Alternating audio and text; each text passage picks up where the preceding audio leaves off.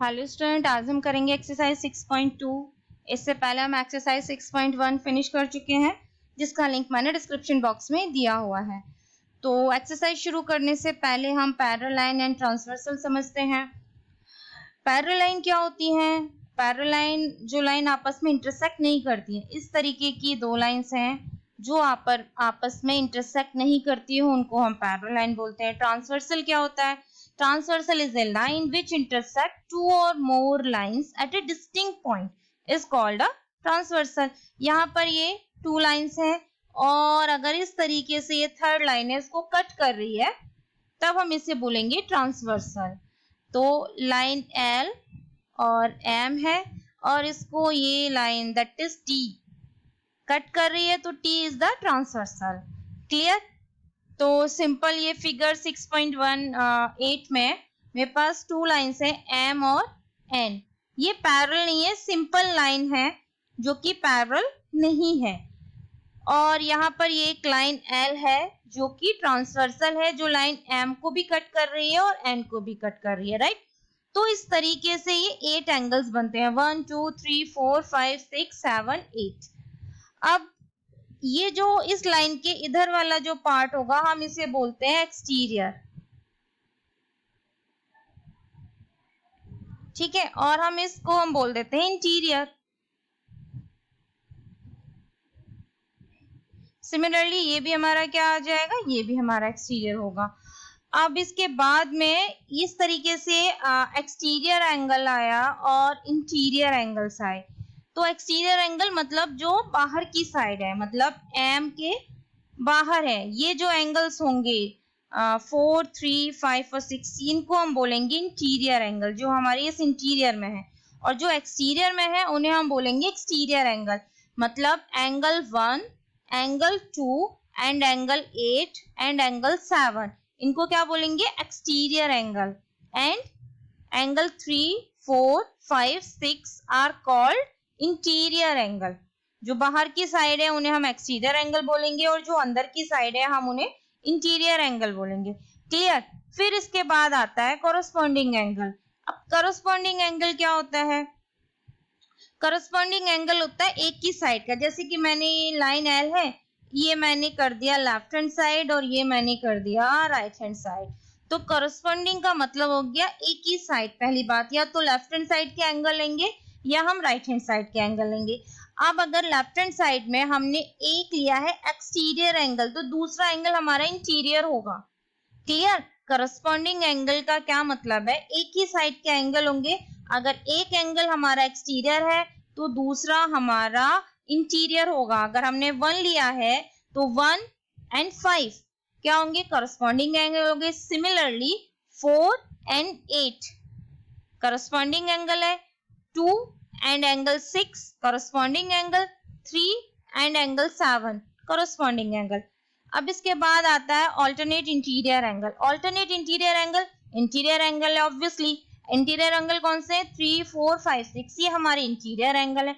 अब alternate interior angle क्या हो गया? जैसे हमारा ऑल्टरनेट एंगल होता था वर्टिकली अपोजिट एंगल, उसमें हम क्या करते थे कि उसके सामने वाला एंगल लेते थे, राइट।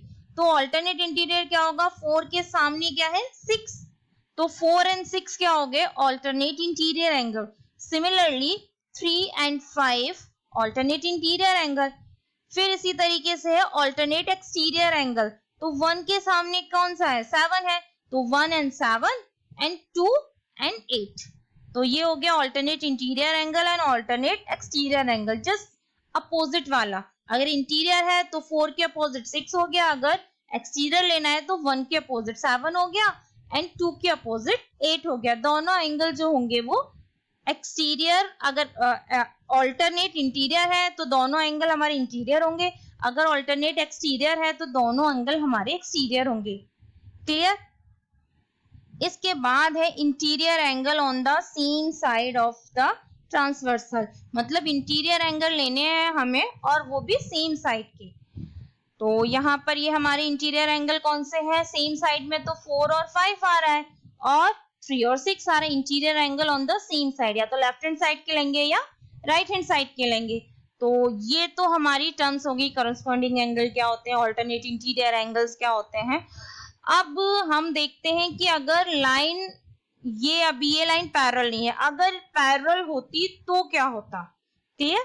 देखिए फिगर है, इसमें M और N टू पैरेलल लाइन है and L is the transversal. Clear. अब इसके बाद में बाकी corresponding angle, alternate interior angle, alternate exterior angle या interior angle on the same side of the transversal वही रहेंगे जो अभी हमने नॉन पैरेलल लाइन में देखे, तो उसमें कोई डिफरेंस नहीं है। करस्पॉन्डिंग एंगल क्या होते हैं, एक इंटीरियर एंगल और एक एक्सटीरियर एंगल, और वो भी सेम साइड का। तो यहाँ भी वही है 1 and 5। लेकिन अगर ये लाइन पैरेलल है, अगर हम ये बोल रहे हैं कि M is parallel to N, then corresponding angles equal होते हैं, जो corresponding angles are equal. If line M is parallel to N, then corresponding angles are equal, means ये जो एंगल 1 है इज इक्वल टू एंगल 5। ये तभी होगा जब लाइंस पैरेलल है। अगर लाइंस पैरेलल नहीं है तब करस्पॉन्डिंग एंगल तो है बट इक्वल नहीं है। Clear. Similarly angle 4 equal to angle 8 and angle 2 equal to angle 6 and angle 3 equal to angle 7। तो अगर लाइन पैरेलल है तो करस्पॉन्डिंग एंगल भी इक्वल होते हैं, ऑल्टरनेट इंटीरियर एंगल भी इक्वल होते हैं और ऑल्टरनेट एक्सटीरियर एंगल भी इक्वल होते हैं। तो ये जो तीनों एंगल हैं ये इक्वल होते हैं। इसका मतलब angle 4 equal to angle 6 and angle 1 equal to angle 7 and angle 3 equal to angle 5 and angle 2 equal to angle 8। अब इसके बाद है interior angle on the same side of the transversal. इसे हम को इंटीरियर एंगल भी बोलते हैं। तो इसमें क्या होता है, इनका जो सम होता है एंगल 4, ये इक्वल नहीं होते लेकिन इनका सम 180 डिग्री होता है, यानी कि को इंटीरियर एंगल का जो सम होता है that is 180। Similarly angle 3 plus angle 6 equal to 180। तो ये हो गए हमारे एंगल्स। करस्पॉन्डिंग एंगल इक्वल होते हैं, ऑल्टरनेट इंटीरियर एंगल इक्वल होते हैं और ऑल्टरनेट एक्सटीरियर एंगल इक्वल होते हैं। ये इक्वल तभी होंगे जब लाइन हमारी पैरेलल है। अब सपोज करो अगर हमें किसी लाइन को पैरेलल प्रूफ करना है, जैसे कि M और N है, इन्हें हम पैरेलल प्रूफ करना है, तो हम क्या कर सकते हैं, हम करस्पॉन्डिंग एंगल अगर हम इक्वल कर देते हैं तो हम कह सकते हैं कि लाइंस आर पैरेलल। सिमिलरली यहाँ ऑल्टरनेट इंटीरियर एंगल इक्वल कर दें या interior angle on the same side of the transversal है या जो को इंटीरियर एंगल है उनका सम हम 180 अगर कर देते हैं तो लाइन हमारी पैरेलल होगी। तो हम करते हैं अपनी एक्सरसाइज स्टार्ट। तो क्वेश्चन नंबर 1, इसमें फिगर दिया हुआ है find the values of x and y. X and y के में वैल्यू फाइंड आउट करने हैं। अब ये जो क्वेश्चन है हम इनसे डिफरेंट टाइप से कर सकते हैं, मतलब या तो हम क्या करें कि 50 प्लस एक्स क्या होगा 180 होगा, तो हम x की वैल्यू कितनी आ गई 130। या तो ऐसे निकालें लीनियर पेयर एंगल अगर हम लगाते हैं, ये लीनियर पेयर हो रहा है ना 50 प्लस एक्स तो 180 है, इस तरह से आ गया। और दूसरा क्या होगा कि x और 130 जो है वो क्या है करस्पॉन्डिंग एंगल है, एक इंटीरियर एंगल सेम साइड का और एक्सटीरियर एंगल। तो x और 130 हमारे करस्पॉन्डिंग एंगल है और करस्पॉन्डिंग एंगल इक्वल होते हैं। क्यों इक्वल होंगे, क्योंकि line AB is parallel to CD है। तो यहां से भी x इक्वल टू क्या आएगा 130 आएगा। तो या तो आप करस्पॉन्डिंग एंगल से निकाल लो या फिर लीनियर पेयर से निकाल लो। सिमिलरली यहाँ पर जो y है वो वर्टिकली अपोजिट एंगल भी है। देखिए ना, ये एंगल y और ये एंगल 130 इक्वल होगा because they are vertically opposite angle. और दूसरा क्या हुआ कि x और y क्या है, x और y दोनों इंटीरियर एंगल है, ऑल्टरनेट इंटीरियर एंगल है, राइट। तो हमने क्या बताया था, इफ लाइन पैरेलल है तो ऑल्टरनेट इंटीरियर एंगल क्या होते हैं इक्वल होंगे। तो that's why angle x equal to angle y। तो y की वैल्यू भी क्या होगी 130 डिग्री। x भी हमारा 130 आ गया और y की वैल्यू भी 130 आ गई। तो आप जैसे हो बट आप जो भी प्रॉपर्टी यूज कर रहे हो उसको आपको मेंशन करना पड़ेगा। अगर मैं ये बोल रही हूँ कि x इक्वल टू y तो मुझे रीजन देना पड़ेगा because x and y are the alternate interior angle. Clear. तो मुझे यहाँ मेंशन करना पड़ेगा, ऐसे नहीं लिख दूंगी x इक्वल टू वाई। जब तक रीजन नहीं लिखूंगी तब तक टीचर मुझे मार्क्स नहीं देंगी। तो आप जो भी प्रॉपर्टी है, जो भी रूल ट्रांसवर्सल लाइन का यूज कर रहे हो वो आपको मेंशन करना होगा। क्वेश्चन नंबर 2 में फिगर दे रखी है and AB is parallel to CD and CD is parallel to EF and Y Z का जो रेशियो है वो दिया हुआ है, find the value of x, right.